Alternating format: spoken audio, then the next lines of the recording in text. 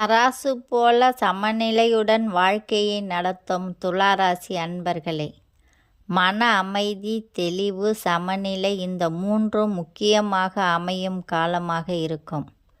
கடந்த சில மாதங்களாக மனதில் இருந்த குழப்பங்கள், இந்த முடிவு சரியா என்ற தயக்கம், இவையெல்லாம் மெதுவாக விலகி உங்கள் உள்ளுணர்வு சரியான பாதையை காட்டும்.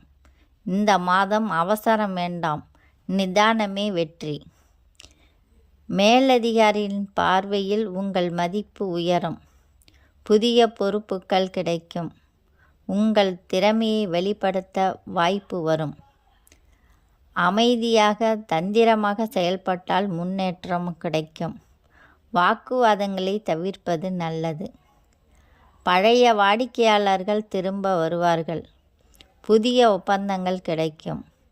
மாத ஆரம்பத்தில் சற்று மெதுவாக இருந்தாலும் மாத இறுதியில் லாபம் உயரும். இந்த மாதம் வருமானம் சீராக இருக்கும். தேவையற்ற செலவுகள் குறையும். சேமிப்பு செய்ய நல்ல வாய்ப்பு. நிலம், வீடு, வாகனம் தொடர்பான பேச்சுக்கள் நடக்கலாம். கடன் கொடுப்பது வாங்குவது விஷயத்தில் யோசித்து முடிவு செய்யுங்கள். குடும்பத்தில் ஒற்றுமை அதிகரிக்கும். நீண்ட நாட்களாக இருந்த கருத்து வேறுபாடுகள் தீரும். உறவினர்களுடன் நல்ல தொடர்பு ஏற்படும். பெற்றோர், தாயின் உடல்நலத்தில் சிறிது கவனம் தேவை. குழந்தைகள் கல்வி தொடர்பான நல்ல செய்திகள் வரும். காதல் வாழ்க்கையில் புரிதல் அதிகரிக்கும். மனம் திறந்து பேசினால் உறவு வலுப்படும். பழைய காதல் நினைவுகள் சிலரை குழப்பலாம். திருமண முயற்சியில் இருப்பவர்களுக்கு நல்ல பதில் வரும். தம்பதிகளுக்கு பரஸ்பர ஆதரவு கிடைக்கும். மன அழுத்தம் காரணமாக உடல் சோர்வு வரலாம். வயிறு, சிறுநீரக சம்பந்தமான சிறு பிரச்சனைகள் ஏற்படலாம். நீர் அதிகம் குடியுங்கள். யோகா, தியானம் மிகவும் நல்ல பலன் தரும். தூக்கத்தை குறைக்காதீர்கள்.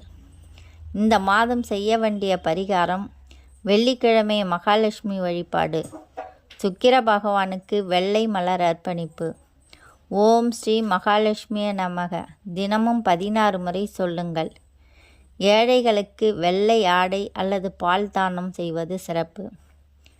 அதிர்ஷ்ட எண்ணால் வெள்ளி, திங்கள். அதிர்ஷ்ட எண் 6, 2. அதிர்ஷ்ட நிறம் வெள்ளை, இளஞ்சிவப்பு. துளாராசி அன்பர்களே, இந்த பிப்ரவரி மாதம் உங்களுக்கு அமைதியும் முன்னேற்றமும் தரும் மாதமாக அமையட்டும். உங்கள் வாழ்க்கை தராசு போல சமநிலை திகழட்டும். இந்த வீடியோ பிடித்திருந்தால் லைக் பண்ணுங்கள், ஷேர் பண்ணுங்கள், சப்ஸ்கிரைப் செய்யுங்கள். நன்றி, வணக்கம்.